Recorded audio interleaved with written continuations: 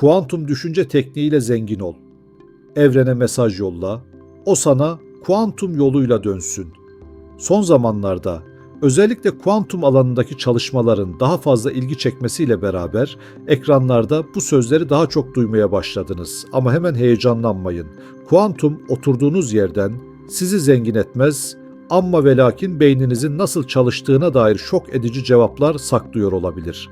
Bugün bu konuya değineceğiz. Merhaba, Atıştırmalık Bilim kanalına hoş geldiniz. Bilinç dediğimiz şey bir muamma, kuantum dediğimiz şey de bir muamma. Ve bazıları bu iki muammayı bilimden önce davranarak birleştirmiş olduğu görünüyor. Sadece birleştirmiyor da, aynı zamanda bilimsel çalışmalarla örneklendiriyor. Peki gerçek ne?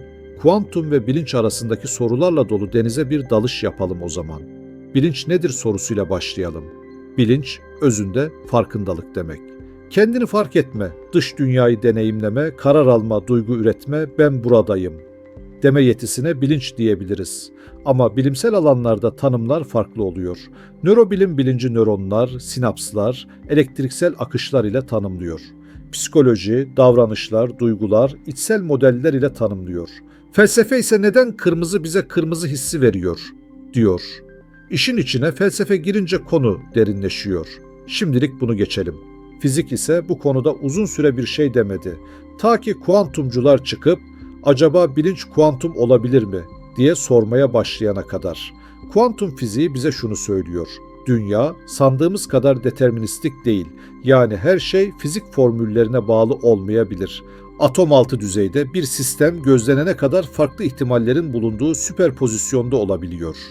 Birbiriyle bağlantılı parçacıklar aralarında çok yüksek mesafe olsa bile anında etkileşebiliyor. Gelelim bilincimizin mekanı beynimize. Beyin ise inanılmaz derecede karmaşık. Yaklaşık 100 milyar nöron, 100 trilyon sinaps var. Sürekli çalışan bir bilgisayar gibi. Çok ama çok karmaşık bir sistem. Hala bu sistemi anlamaya çalışıyoruz. Tüm bu karmaşık sistemi açıklarken kuantum fiziğinin bir rolü olabilir mi? İşte asıl tartışma burada başlıyor. Bir matematikçi ve fizikçi olan Roger Penrose ve anesteziyolog olan Stuart Hameroff'un bir fikri var. 1990'lı yıllarda ortaya attılar. Orkör modeli. Hayır, Yüzüklerin Efendisi'ndeki orklardan bahsetmiyorum. Orkör'un açılımı Orchestrated Objective Reduction. Türkçesi orkestre edilmiş nesnel indirgenme anlamına geliyor. Karışık bir tamlama. Bu tamlamadaki kelimeleri teker teker ele alalım. Orkestre edilmiş kelimeleri, beyindeki nöronların içlerinde gerçekleşen kuantum süreçleri bir orkestra şefi gibi yönettiğini anlatmaktadır. Yani rastgelelik olmadığını söyler. Objective kelimesi, ihtimaller denizindeki kuantum dalga fonksiyonunun çökmesinin sadece gözlemciye bağlı olmadığını, fiziksel bir eşik aşıldığında bu çökmenin kendiliğinden nesnel olarak gerçekleştiğini anlatmaktadır. Reduction kelimesi, kuantum fiziğinde bir parçacığın birden fazla durumda olma halinin sona erip tek bir duruma inmesini ifade eder. Teoriye göre bilinç beyindeki hücrelerin içinde olan mikrotübüllerde gerçekleşen bu orkestre edilmiş kuantum çökmelerinin bir sonucudur. Yani her bir bilinç anı kuantum dünyasından fiziksel gerçekliğe yapılan anlık bir geçiştir. Mikrotübüller, hücrelerimizin içinde bulunan hem bir binanın iskeleti hem de bir şehrin raylı taşıma sistemi gibi görev yapan inanılmaz derecede küçük, içi boş tüpsü yapılardır. Kuantum bilinç teorisi, mikrotübülleri beynin içindeki mini bilgisayar işlemcileri olarak görmektedir. Mikrotübüller o kadar küçüktür ki içlerindeki boşlukta kuantum süreci dış etkilerden korunabilmektedir. Klasik görüşte bilinç, nöronların birbirine sinyal göndermesiyle oluşur. Ork-OR teorisinde ise bilinç, nöronların içindeki mikrotübüllerdeki kuantum dalgalanmalarının orkestre edilmesiyle ortaya çıkar.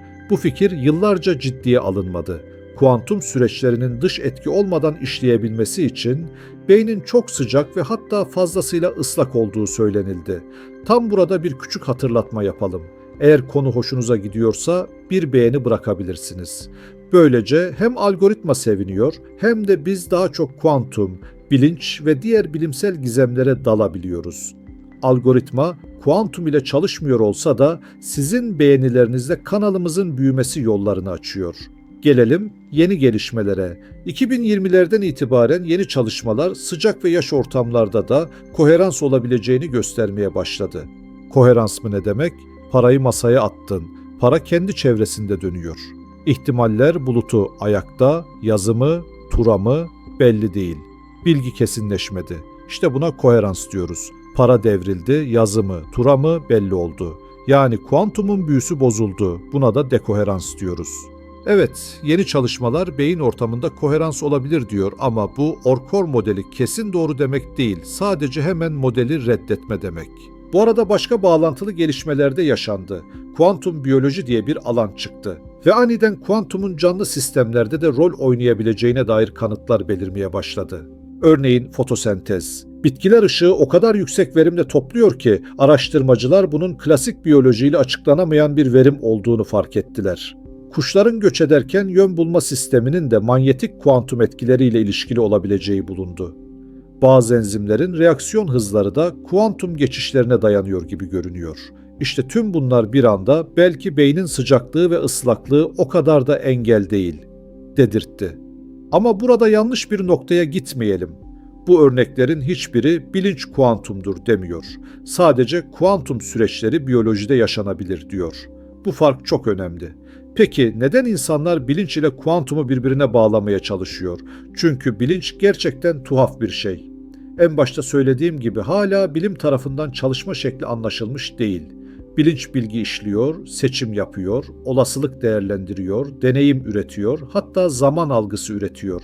Bilincin sonucunda bütünlük var, öznel deneyim var, kararların olasılık bazlı oluşu var ve zaman zaman rasyonel bile olmayan seçimler de var. Tüm bunlar kuantum dünyasının belirsizlik ve olasılık kavramlarıyla iyi bir metaforik uyum içinde. Yalnız bilimde sadece metafor yetmez. Deney gerekir, veri gerekir. Ve işte burada zorluk başlıyor. Beyinde kuantum süreç olup olmadığını ölçmek kolay değil. Mikrotübüllerde koherans olup olmadığı konusunda çalışmalar sürüyor. Ama kesin deneysel bir kanıt yok. Bazı sinyal kalıpları, karar verme süreçleri ve anestezi araştırmaları ipuçları sağlıyor ama henüz işte kanıt budur diyemiyoruz. Yine de anestezi konusu gerçekten ilginç. Uykuyu ele alalım. Uyku veya bayılma durumunda bilinç çok hızlı bir şekilde kapanabiliyor ve geri açılabiliyor. Bütün bunlar birleşince daha gidilecek çok yolumuz olduğu ortaya çıkıyor. Bilincin kuantum olup olmadığı sorusunun yapay zekayla da doğrudan bağlantısı var. Çünkü eğer bilinç kuantum süreçlerden çıkıyorsa o zaman silikon tabanlı yapay zeka modelleri hiçbir zaman gerçek anlamda bilinçli olamaz. En azından şu anki bilgisayar mimarisiyle. Ama eğer bilinç bilgi entegrasyonundan ve global ağ koordinasyonundan çıkıyorsa o zaman yapay zeka bilinç kazanabilir. 2026 itibarıyla bu konu hem laboratuvarda hem konferanslarda hem de sosyal medya tartışmalarında ciddi şekilde konuşuluyor. Bilinç konusunda cevaplanması gereken çok soru var. Ama kesin olan şu, bilinç hala evrendeki en büyük sır. Kuantum ise evrendeki en tuhaf mekanizma. Bu ikisinin aynı denklemde yan yana gelmesi kaçınılmazdı. Eğer bu tarz bilimsel atıştırmalıkları seviyorsanız kanala abone olabilir, bildirimleri açabilir ve fikirlerinizi yorumlara yazabilirsiniz. Hatta sizce bilinç kuantum mu diye soralım. Kim bilir, belki de gelecekte bu videonun altındaki yorumlar bir konferansta alıntılanır. Atıştırmalık bilimden bugünlük bu kadar. Görüşmek üzere, hoşça kalın, bilimle kalın.